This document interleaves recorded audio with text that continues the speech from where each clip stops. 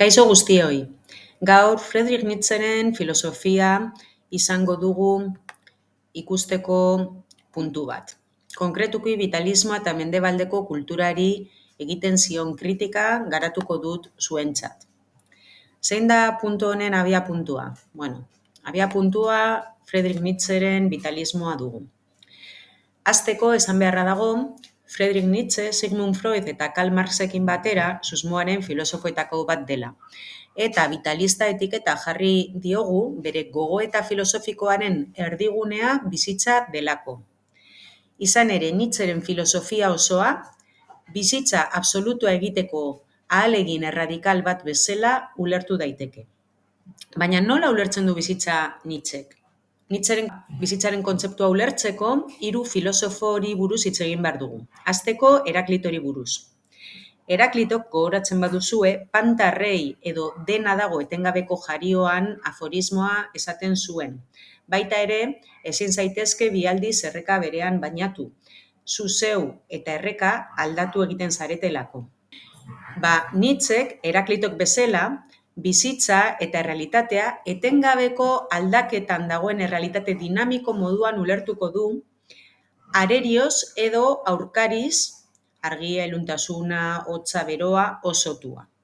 Esan beharra dago ere, Darwinek eragin itzela esan zuela Nietzscherengan. Dakizuenez, 19. mendean Darwinek espezieen jatorria edo sorrera obra argitaratu zuen eta bertan bizitzaren mekanismoa hautespen naturala zela baieztatzen zuen.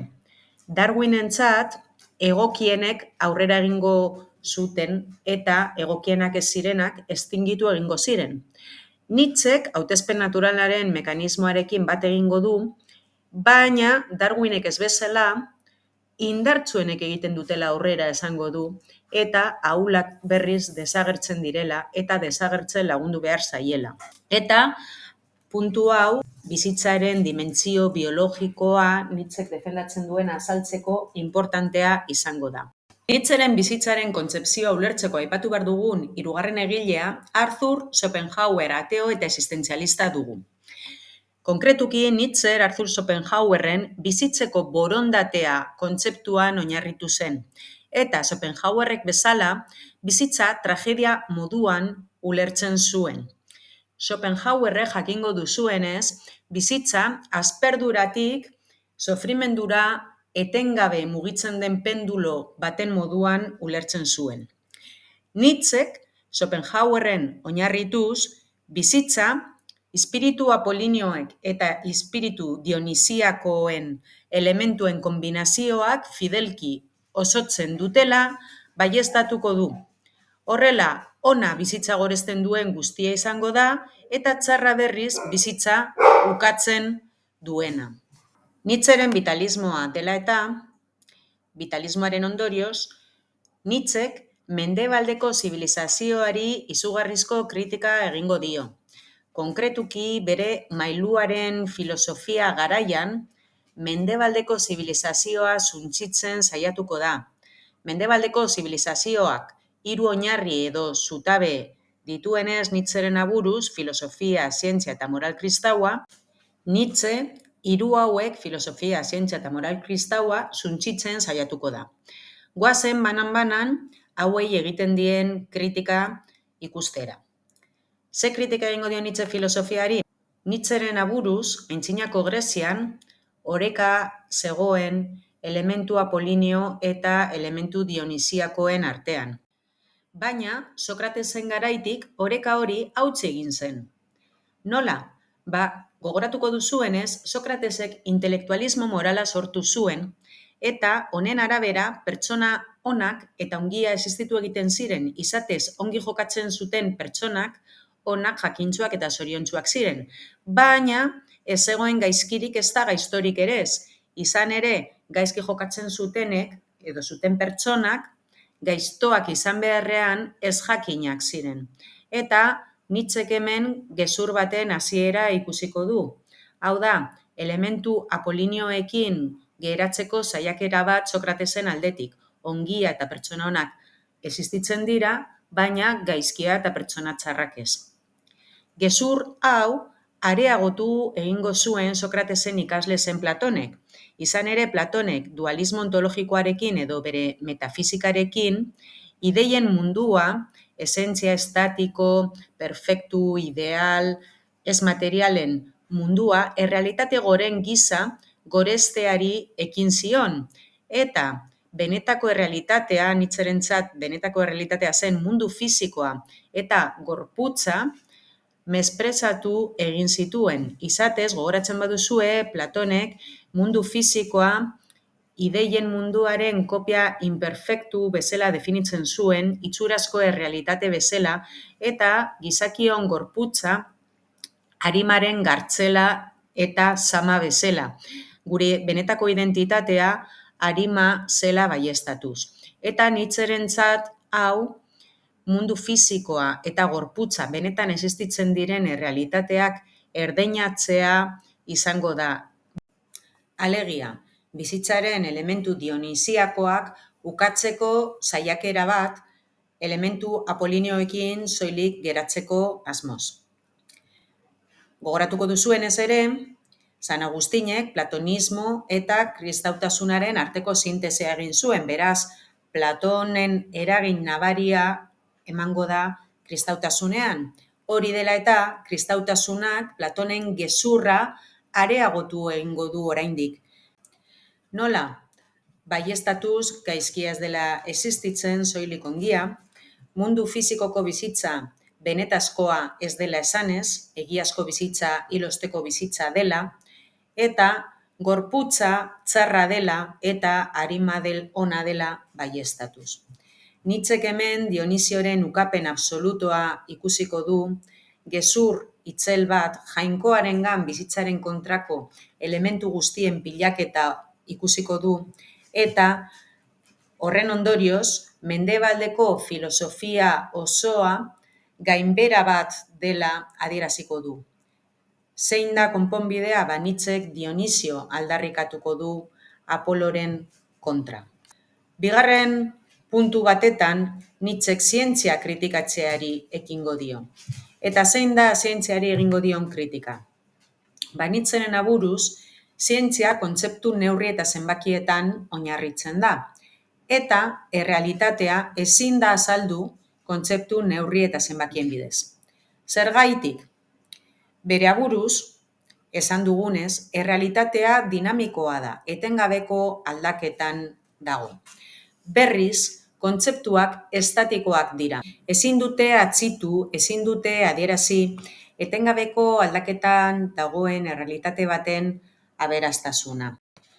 Pentsa errealitatezko ibai edo erreka batean etengabeko igituran dagoena, igaduraren ondorioz bere ertzak eta ondoa etengabe aldatzen ari dira.